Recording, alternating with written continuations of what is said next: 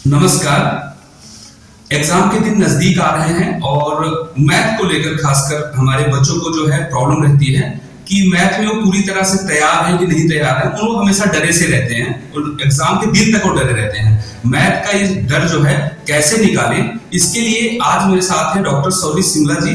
ये को फाउंडर हैं एजुसेल इंस्टीट्यूट के। तो मैं आपको सर के पास ले चलता हूं और सर से भेंट कराता हूं। सर से क्वेश्चन आपके बिहाफ पे करूंगा कि किस तरह से मैथ का जो फियर फैक्टर है वो कैसे रिमूव करें और किस तरह से मैथ की बेहतर तैयारी करें।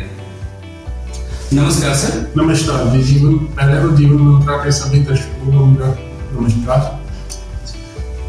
सर यहाँ पर जो है जो बोर्ड की इस बार डेट शीट आ गई है, बहुत पहले ही आ गई है, तो इसका विद्यार्थी किस तरह से लाभ ले, खासकर मैथ के सब्जेक्ट में। देखिए, जैसे बोर्ड की डेट शीट आ गई है तो स्टूडेंट्स के पास काफी समय मिल गया है कि वो अपनी तैयारी को बहुत अच्छे से कर सकते हैं।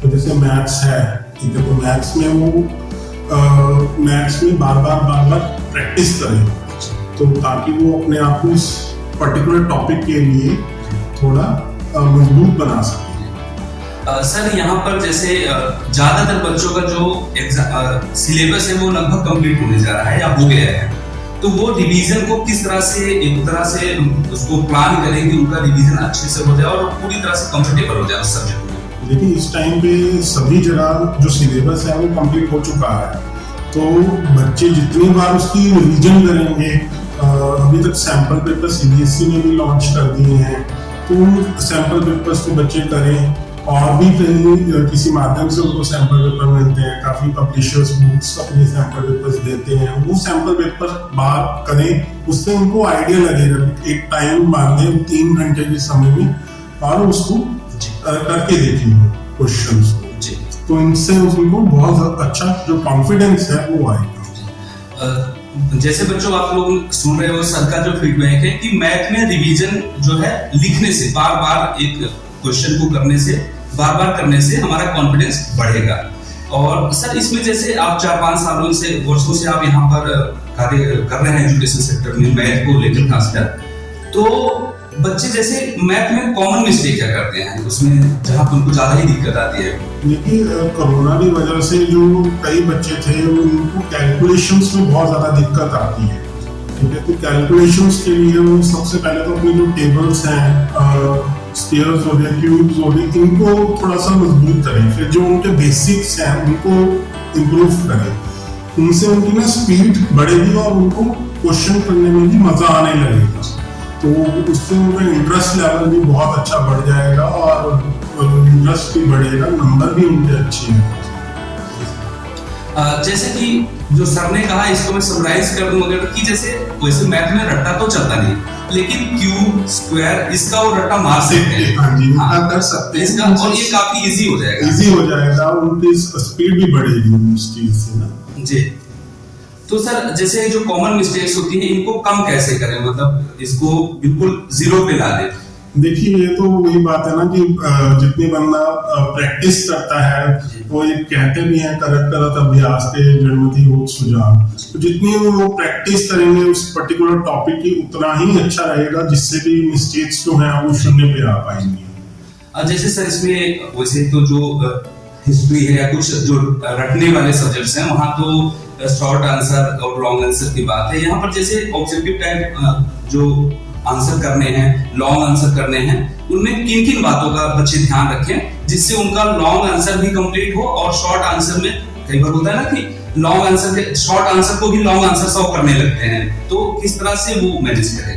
देखिए, वो जो चीजें हैं वो साइंस सोशल में होंगी, मैथ्स में तो आपको पूरा वो सॉल्व करके ही बच्चे को दिखाना पड़ेगा, ठीक है। तो जब भी कोई बच्चा कोई उत्तर करता है तो साथ में उसका फॉर्मूला लिखे, और कोई आइडेंटिटी यूज हो रही है तो वो उसमें साथ में जरूर बताए, जिसको कि ब्रैकेट में लिख के, ताकि उसके नंबर जो है वो अच्छे आ पाए।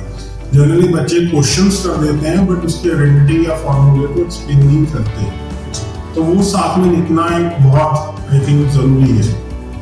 तो जब भी आप जो है मैथ का क्वेश्चन करें, आंसर करें, तो ध्यान रखें कि उसमें जो मैथ का जो उसके साथ फॉर्मूलाज हैं वो प्रॉपर लिखें और उसको जरूर लिखें उसमें, तभी नंबर जो है अच्छे से आ सकते हैं। इसके अलावा सर जैसे कई बार जो है मैथ में पूरी तरह से तैयारी हो जाती है, फिर भी जो है मन में घबराहट सी रहती है कि हम तैयार हैं कि नहीं तैयार, मतलब डिसाइड ही नहीं कर पाते कि मैथ में पूरी तरह से तैयार है, हमको डर सा रहता है मैथ का। तो मैथ का एक जो डर है इसको कैसे भगाएं? देखिए, मैथ्स कोई डराने वाली चीज नहीं है। आप अगर अच्छे से आपने साल भर आपको मिला है, आपने तैयारी की है फेजेस में, तो बहुत बढ़िया है। दूसरी चीज मैं ये आपके माध्यम से, चैनल के माध्यम से बताना चाहूंगा कि बच्चे अपने टाइम को मैनेज करते चले, ठीक है।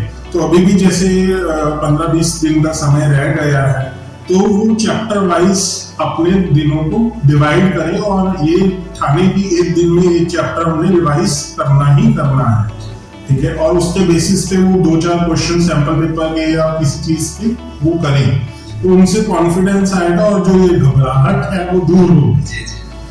तो घबराहट, अगर आपको कॉन्फिडेंस लाना है और घबराहट से बचना है, तो मैक्सिमम कोशिश करिए कि ज्यादा से ज्यादा जो सैंपल पेपर हैं उनको करिए, उनको क्रॉस चेक करिए, इससे फायदा होगा।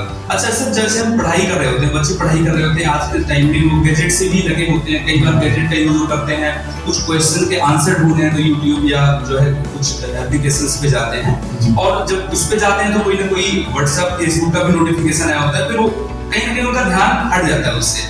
तो मोबाइल से कैसे बचें? वैसे तो बचना बड़ा मुश्किल है, लेकिन फिर भी क्या कोशिश करें कि अगर आज की डेट में आपको AI, आर्टिफिशियल इंटेलिजेंस बहुत कुछ सिखाता है, इंटरनेट हमें बहुत फैसिलिटीज को दे रहा है, बट अगर आपको अपने आप को केंद्रित करते हैं एक जगह पे, तो आपको वही ध्यान में रखना है कि हमारे पास एक सीमित सा समय है जिसमें हमने वो चैप्टर जो है या पर्टिकुलर टॉपिक वो करना ही करना है। अगर आप इस अप्रोच से चलेंगे तो आप फेसबुक, व्हाट्सएप या जो कोई और मैसेज अगर आता है तो उसको आप इग्नोर कर पाएंगे। सर यहाँ पर जैसे ज्यादातर जो बच्चे होते हैं या पेरेंट्स होते हैं, बच्चों के पेरेंट्स होते हैं, उनका फोकस होता है कि उनका बच्चा अच्छा करे, मैथ में अच्छा करे और कुछ बने आगे चल के। वैसे माँ बाप का उम्मीद होना लाजमी है कि होना भी चाहिए, लेकिन एकदम से जैसे कुछ माता पिता बच्चों पे थोप सा देते हैं तो बच्चे कई बार प्रेशर में आ जाते हैं। आपने देखा होगा जैसे रिजल्ट आता है, कई बार बच्चों ने ऐसा कुछ मिसकंडक्ट कर लिया कि, या कई सारे बच्चे मतलब गलत स्टेप उठा लेते हैं, तो माँ बाप कैसे कितना प्रेशर बच्चों पे दे? देखिए, माँ बाप जो होते हैं उनका काम है उनको फैसिलिटीज प्रोवाइड करना, उनको एक बेस प्रोवाइड करना बच्चों के लिए, ठीक है। तो प्रेशर उनके ऊपर एक तरह से सुपरवाइज रखे कि बच्चा एक्चुअल में कर क्या रहा है, तो उनकी कॉपीज को टाइम टू टाइम देखे, उनको ऑब्जर्व रखे।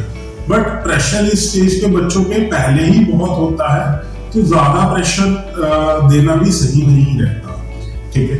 तो बच्चों को जितना प्यार से वो मोटिवेट करे उतना ही अच्छा है, तो उससे ही बच्चा जो है वो इम्प्रूव करती है।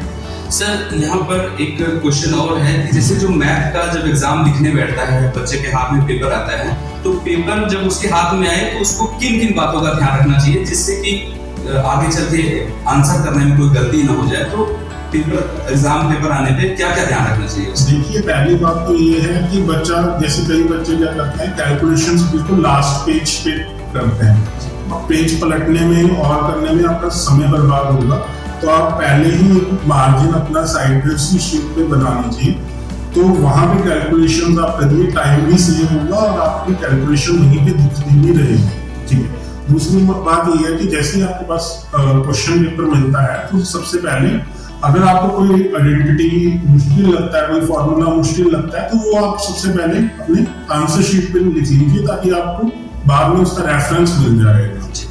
तो इन बातों का से वो थोड़ा सा अपनी स्पीड को बढ़ा सकते हैं और घबराहट नहीं हो पाएगी। तो बच्चों, जब भी आपको मिले, जो आपका एग्जाम पेपर जब मिले, तो आप जब उसका आंसर करें तो फॉर्मूला जो आपको उस समय आए दिमाग में, उसको बैक पेज पे न लिखने की बजाय उसी में आप मार्जिन साइड में आप उसको लिख दें। एग्जामिनर जो होगा वो भी देखेगा कि बच्चे ने क्या मेहनत करी है इस क्वेश्चन को आंसर करने के लिए, तो आपको इसका फायदा भी मिलेगा। और आपका सेकंड जो एग्जाम में सेकंड का भी महत्व होता है, तो आपका जो पीछे जाने आगे करने में जो सेकंड वो खराब होएगा वो भी आपका बचेगा, तो समय का सेविंग होगी और आप क्वेश्चन को अच्छे से कर पाओगे, और क्वेश्चन करने के बाद उसका रिवीजन भी कर पाओगे, क्योंकि समय बचा रहेगा तो आप उसका जब आंसर कर दोगे तो रिवीजन कर सकते हो। तो सर ने ये बताया आपको अभी।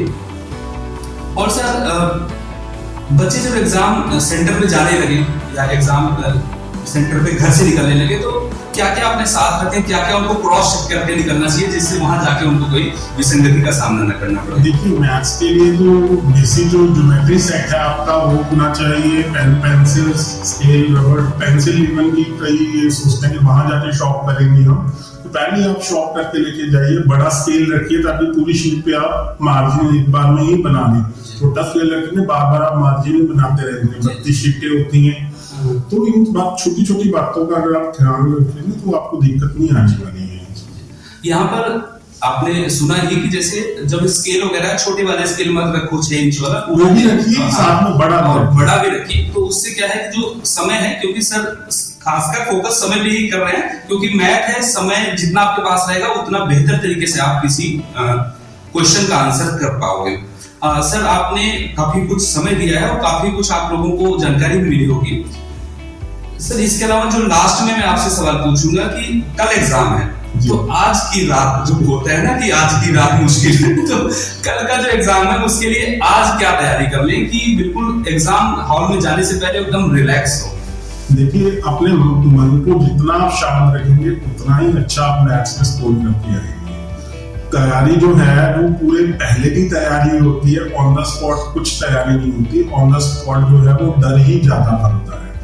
तो जो पहले की तैयारी की है अपने आप को उसको रिवाइज कीजिए, ठीक है, उन फॉर्मूलों को उन आइडेंटिटीज को रिवाइज बार बार कीजिए और उनको एक एक क्वेश्चन 2-2 क्वेश्चन करके देखिए कॉपी पे, जिससे कॉन्फिडेंस आएगा और जो डर है लास्ट मोमेंट का वो खत्म होगा। ठीक है सर, आपसे एग्जाम के बारे में जो मैथ का एग्जाम पेपर कैसे लिखें उसके लिए बहुत सारी कुछ बात किया। सर आपने अपने व्यस्ततम समय में हमें इतना अमूल्य समय दिया, उसके लिए आपको बहुत बहुत धन्यवाद सर। और मैं आपको एक बार फिर से बताना चाहूंगा कि सर को फाउंडर हैं, सर का नाम है डॉक्टर सौरभ सिंगला, एक को फाउंडर हैं एजुसेल की, और एजुसेल इंस्टीट्यूट जो है सेक्टर 26 पंचकूला में है। और कभी भी आपको जरूरत पड़े तो सर की वेबसाइट पे या फिर आप नीचे दिए गए जो कमेंट बॉक्स में आप अपना डिटेल हमें बता दें कि आपको किस तरह के काउंसलिंग की जरूरत है, तो मैं सर के पास आपका कम्युनिकेशन पहुंचा दूंगा और आपसे बात करवा दूंगा। ये वीडियो आपको कैसे लगी आप लाइक शेयर और कमेंट करके हमें जरूर बताएं। और आपने इतना धैर्यपूर्वक ये वीडियो देखा है, आपकी लाइफ में बदलाव लाए, इसके लिए आपको बहुत बहुत धन्यवाद।